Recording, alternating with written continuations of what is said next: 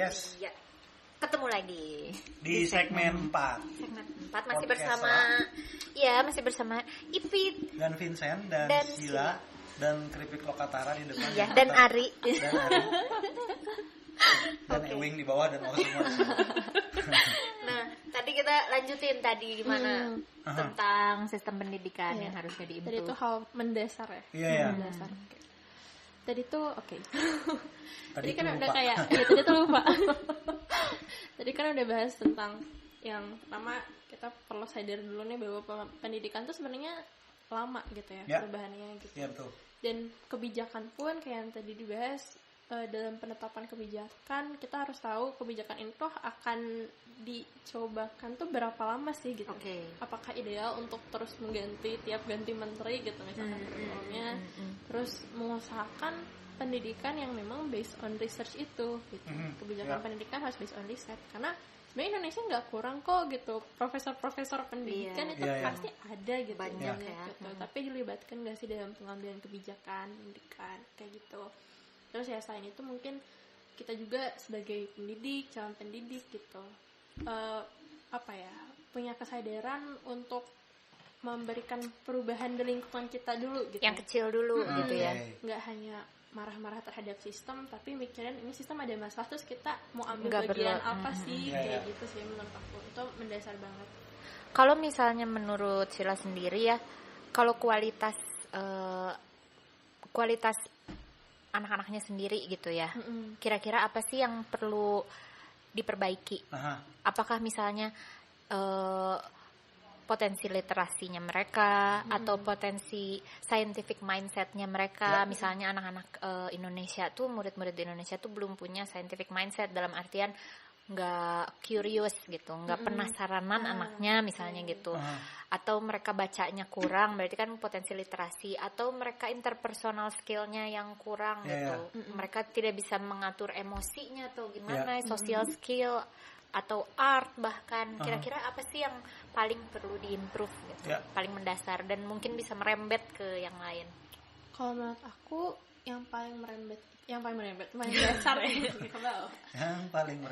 paling mendasar itu dari beliefnya dulu sih, keyakinan anak-anak dulu tentang yang grow mindset itu tadi. Menurut aku kamu tuh bisa loh belajar apapun yang ada di diri kamu, itu adalah sesuatu hal yang dapat dikembangkan. Gitu. Karena kalau misalkan udah ada nih, kita udah punya mindset grow-nya, anak tuh ada keinginan lebih untuk belajar. Kadang kan anak tuh berhenti belajar karena ngerasa ini tuh terlalu sulit. Terlalu sulit atau aku emang nggak bisa di sini gitu ya. Betul. Jadi yang grow mindset itu penting banget untuk ditanamkan di sekolah. Terus anak belajar tentang resiliensinya itu, ya kan. Kalau ya kamu tuh pasti bisa ngadepin ini, kamu tuh akan kuat gitu dengan semua dinamik yang ada di sekolah gitu. Nah kalau mindsetnya udah oke gitu, baru nanti kita bisa nih masuk lagi ke arah kognitifnya anak. Kayak gitu, kognitif, secara sistem pembelajaran anak tuh belajar benar-benar dari konsep dasar. Konsep dasar, dan guru pun kan sebenarnya dari satu materi ke materi lain tuh ada keterhubungan ya gitu. Guru tuh menjelaskan keterhubungan itu gitu, biar connect gitu di otak anak itu. Ada selanya gitu, ada ruang antaranya gitu. Itu sih yang penting menurutku dari mindset anaknya, terus nanti balik ke kognitifnya gitu, yang mana nanti harapannya anak tuh selalu punya keinginan untuk belajar gitu. Karena itu sih yang menurutku penting untuk ditanamkan di sekolah. Kita ditanamkan kesadaran bahwa kita tuh adalah long life learner gitu. Pembelajar sepanjang hayat gitu sebenarnya. Itu adalah dulu bio aku, student for life. Waduh. Karena ya seumur hidup ya student aja, nggak akan beres-beres gitu kan. Sheila, saya mau nanya nih jadinya, kamu kalau ada kesempatan masuk ke policy making, tertarik nggak? Aku tertarik sih, Jadi kalau opsinya katakanlah ke depan gitu, kamu punya opsi sebagai guru yang mengajar dan mengabdi terhadap pendidikan itu sendiri di wilayah praktikalnya ya, bertemu dengan murid. Tapi juga kamu sangat punya opsi masuk ke wilayah misalnya policy making di Indonesia aja, kamu jadi staf ahlinya Kemendikbud perihal atau jadi menteri pendidikan aja katakan. Itu kan mungkin ya kayaknya itu ada ya, walaupun ada kemungkinan ada kan. Kamu tertarik ke arah sana? Aku tertarik sih, itu menarik sih. Menarik ya? Iya, menarik, jadi kamu bukan yang teacher for life, bukan ya? Enggak juga. Tapi teaching tuh bisa macam-macam kan, bisa implementasinya kemana-mana sampai ke kebaikan pendidikan nih, kenapa enggak gitu kan.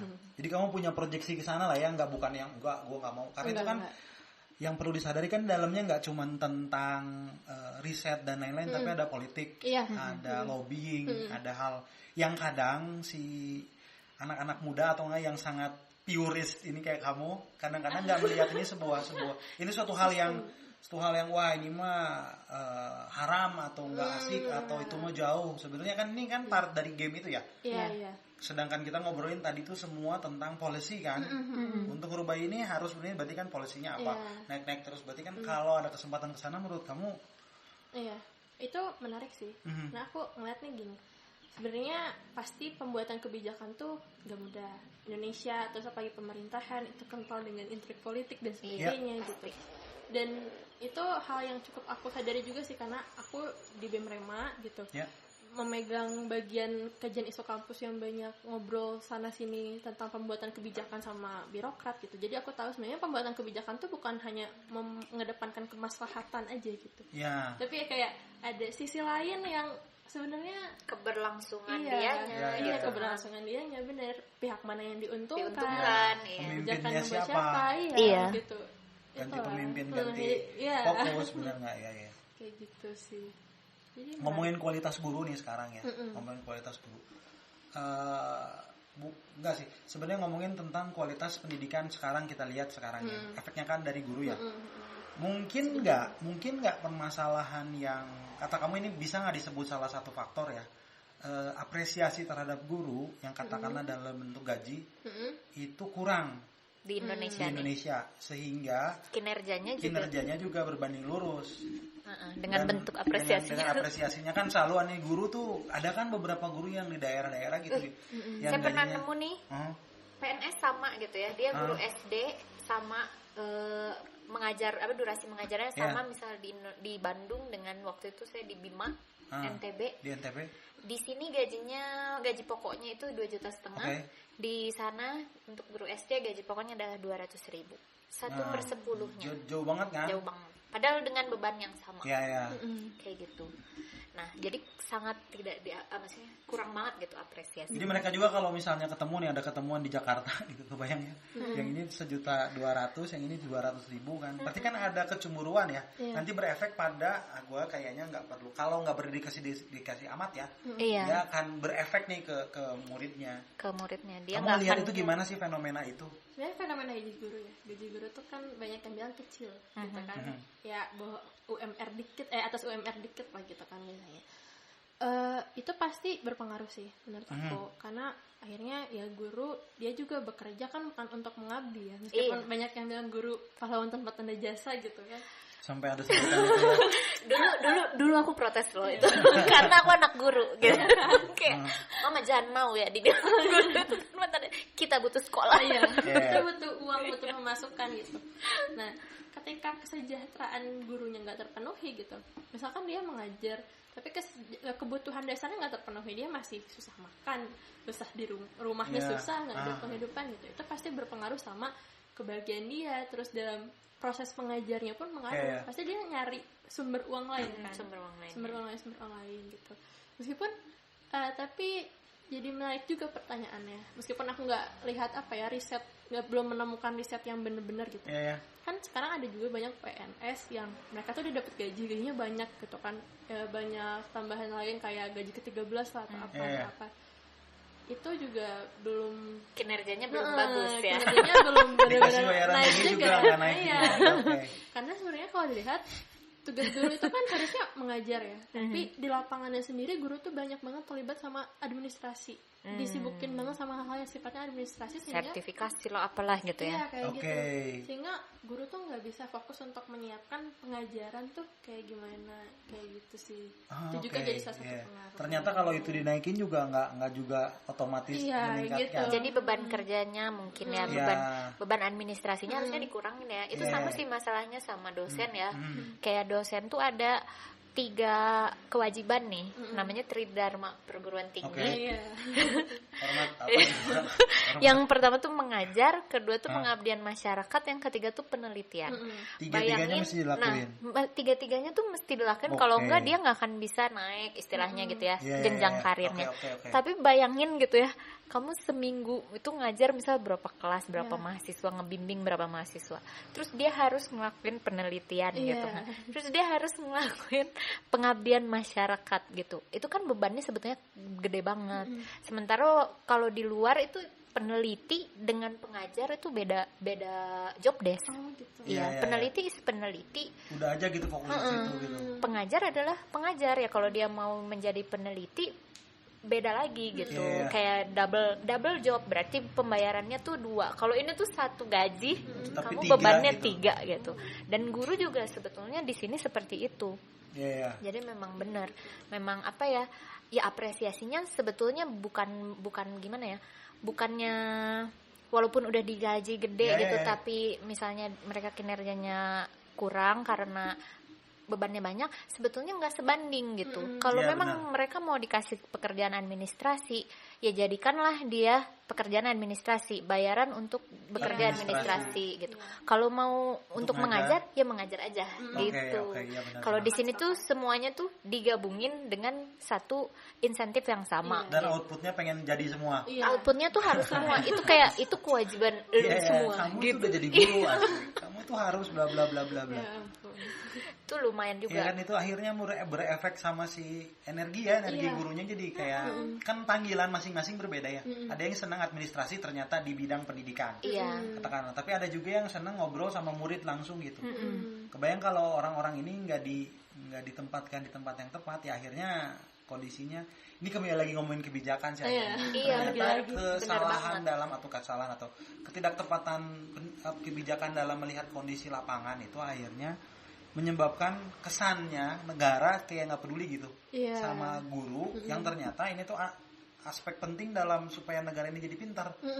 Nanti 20 tahun lagi kelihatan kan hasilnya ya. Itu tuh aku lihat banget ya masalah ini, kayak waktu itu kan mungkin dari peralihan Orde Baru ke reformasi tuh, itu tuh jadi masalah banget nih. Gaji guru tuh kecil banget waktu itu. Sebagai yang orang tua guru tuh merasakan banget gitu kan, gaji guru kecil banget. Terus katanya ada pembaharuan dengan sertifikasi guru dan lain-lain.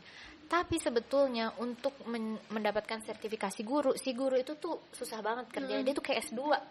Dia tuh kayak harus riset, tuh bikin PTK, dia tuh harus nulis PTK tuh kayak penelitian tindakan kelas. Terus dia harus nulis jurnal ya, nulis buku. Itu tuh kayak bebannya tuh berat banget gitu. Sementara mereka tuh harus mengajar gitu. Jadi menurut aku tuh ya dia dikasih sertifikasi, maksudnya dia dikasih penambahan gaji misalnya, tapi bebannya tuh gede banget gitu, dan mereka tuh kayak itu tuh di luar mengajarnya banget. Jadi benar-benar keteteran gitu. Nah salahnya kenapa gitu, kenapa harus seperti itu gitu. Kalau memang mau mereka tersertifikasi, di sertifikasinya tuh misal spesifik gitu ya, spesifik, atau misal dikasih waktu, misal kayak misalnya dosen tuh ada tugas belajar, ketika dia misal harus belajar gitu, harus sekolah lagi, harus sertifikasi gitu kan, ya dia dibebas tugaskan dari proses mengajarnya gitu. Tapi kalau ini tuh enggak gitu, jadi kayak double. Sementara kalau misal dia nggak ngerjain itu, ya gaji apa adanya, misalnya gaji PNS kayak gitu. Susah memang, itu kompleks banget sistemnya. Cuma nggak tahu sih update-nya saat ini seperti apa ya. Mudah-mudahan lebih baik. Ya jadi gimana Sheila, masih mau jadi guru?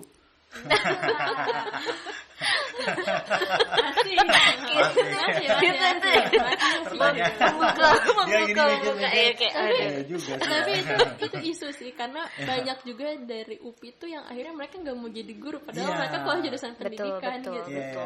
Banyak juga di jurusanku BK, tapi mereka tuh nggak mau jadi konselor di sekolah, bisa ke perusahaan, itu masih bisa kan kayak gitu, atau buka praktek konselor pendidikan sendiri juga itu bisa aja kayak gitu. Ya, karena ya masalah insentif itu sebenarnya ya berpengaruh juga kayak gitu. Belum sekarang jadi YouTuber lebih ini ya. Lebih banyak kayak gitu. Mending jadi influencer. Influencer. Ya benar sih, benar. Jadi ya ini memang berhubungannya semua apa yang tadi Sila katakan, tapi bagusnya tuh Sila dia membuka semua kemungkinan yang justru itu bisa jadi improvement karena nggak ada yang bisa jadi cuman di sudut yang kiri aja gitu. Benar. Wilayah di tengah-tengah tentang negosiasi, tentang segala rupa tuh harus melek lah gitu. Harus melek gitu. Karena nggak yang tadi kita omongin semua tuh jadi omong kosong. Jadi terlalu ideal. Jadi terlalu ideal, iya karena sebenarnya in real life tuh nggak ideal. Sama sekali. Untuk memutuskan sebetulnya kalau menurut aku sih kalau untuk memutuskan untuk jadi pendidik gitu ya, baik itu level apapun gitu di Indonesia, itu tuh benar-benar decision yang besar gitu. Jadi kita benar-benar harus tahu dulu juga aku mikirnya ideal banget gitu, gue mau mencerdaskan bangsa gitu, tapi ternyata wah kebentur sana sini gitu kan.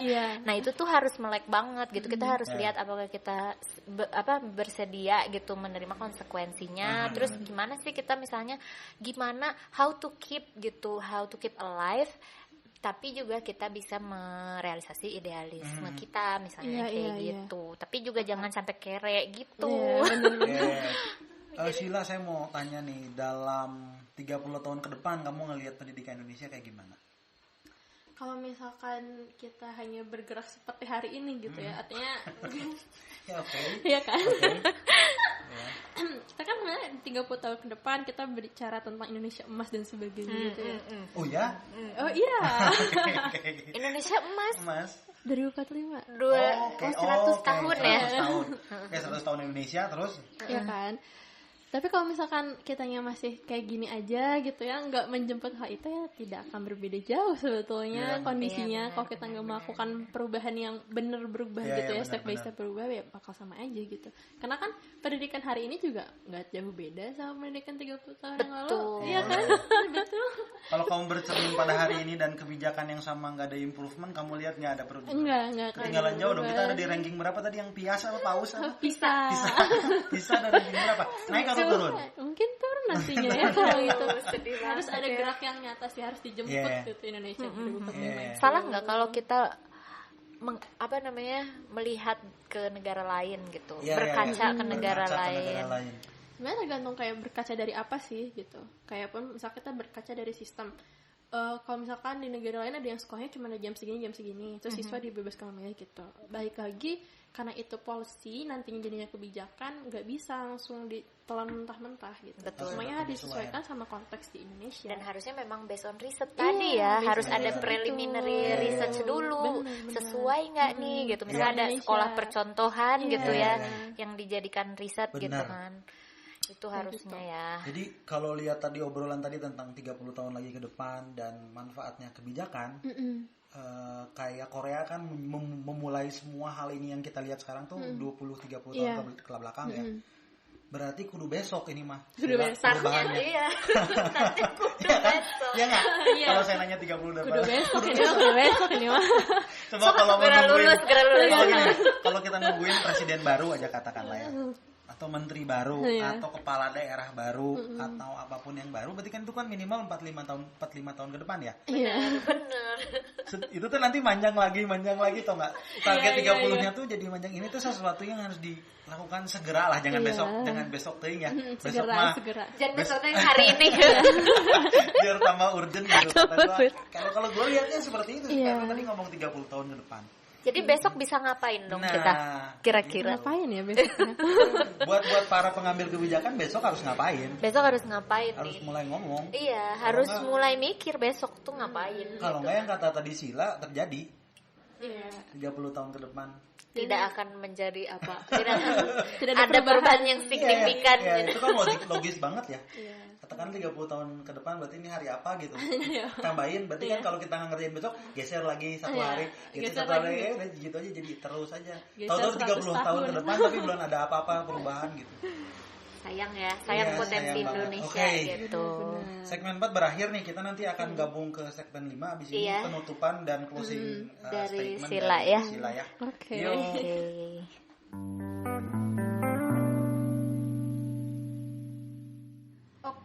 Oke.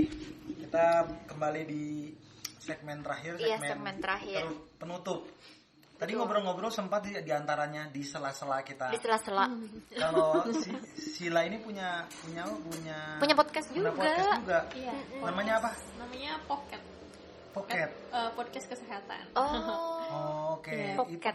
Singkat. Siap, itu anak-anak mana yang inisiatif? Itu Sebar Sehat. Kita tuh nama komunitasnya Sebar Sehat. Kita dari macam-macam universitas sih.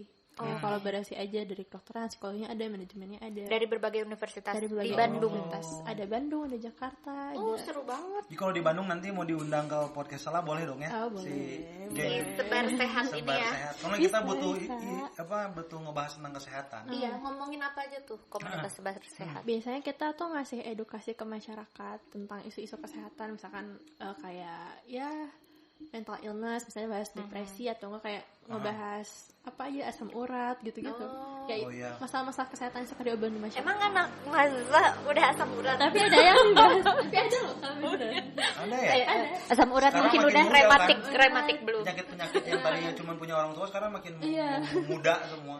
Merawat ketombe banyak kan pokoknya semua dibahas gitu. Wow, seru banget. Keren. Udah berapa episode nih? Sebenarnya kalau podcast tuh kita baru di 4 episode karena sempat diem dulu. Karena kita juga nge-develop di Instagram juga sama pegang grup WhatsApp juga edukasinya. Sebar Sehat ya. Sebar Sehat nanti bisa di follow dan dicek. Iya. Di Instagram ada di Instagram. Di Instagram boleh ya. Ini kita banyak endorsement ya. Lokatara ini udah mau habis keripiknya. Iya, nanti bisa tuh ada refill lagi. Untuk kita udah dikasih sekardus. Wih, hebat banget ini bos Lokatara emang paling hebat. Terima kasih Bu Bos Lokatara. Terima kasih bosnya Lokatara. Siapa? Oke. Tadi kan kita ngomongin closing ya. Setelah kita ngobrolin semuanya tentang edukasi, memang mungkin nggak bisa diobrolin semua. Cuman setidaknya overall kebayang lah tentang maunya dan kemungkinan apa nih ya. Kalau pengen nanya dong sedikit. Pengen nanya dong sedikit. Setitik boleh. Setitik. Sampai kapan sih kita harus belajar? Dan sampai sejauh apa gitu kita harus belajar menurut Sila? Kalau belajar tuh harus sepanjang hidup ya. Sepanjang hidup. Karena formal, non formal. Pada belajar itu kan sebenarnya nggak cuma yang di sekolah aja ya. Belajar tuh harus sepanjang hidup karena setiap permasalahan yang datang ke kehidupan kita, terus kita harus beradaptasi sama dunia yang super cepat ini gitu. Itu semua perlu keterampilan belajar.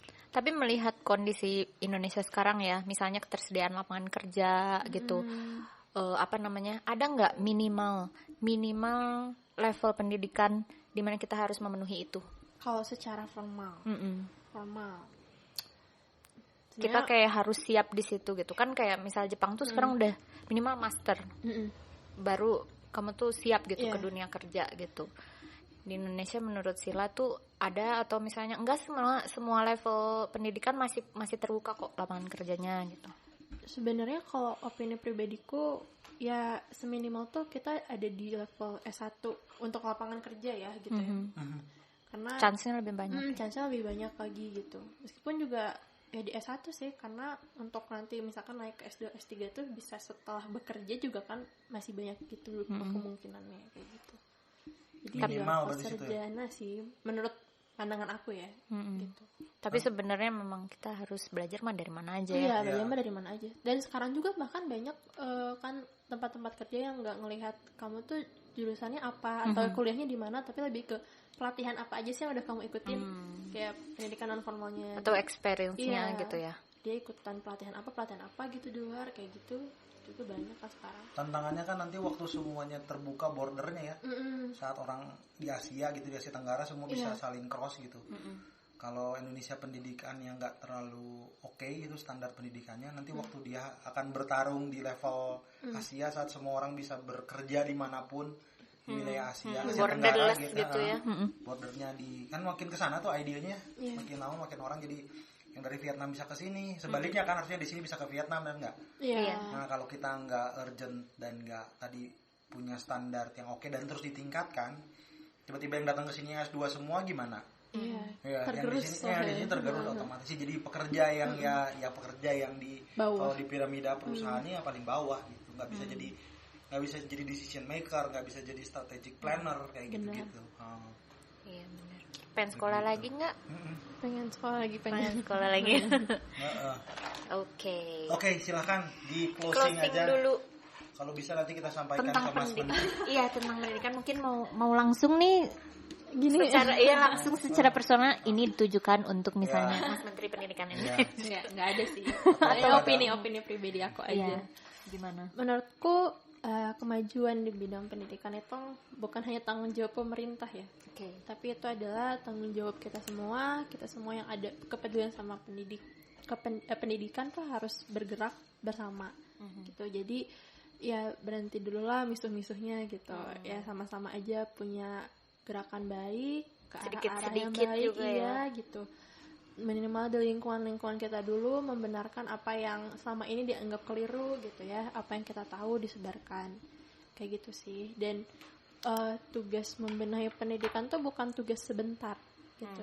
Jadi kita harus sabar gitu. Kalau misalkan sekarang kita ngelihat ini udah ada ini tapi kok belum ada sih hasilnya gitu kan. Orang kadang menuntut cepat. Sebenarnya perubahan di pendidikan itu ya pasti butuh 30-50 tahun gitu. Baru nanti kelihatan hasilnya gitu.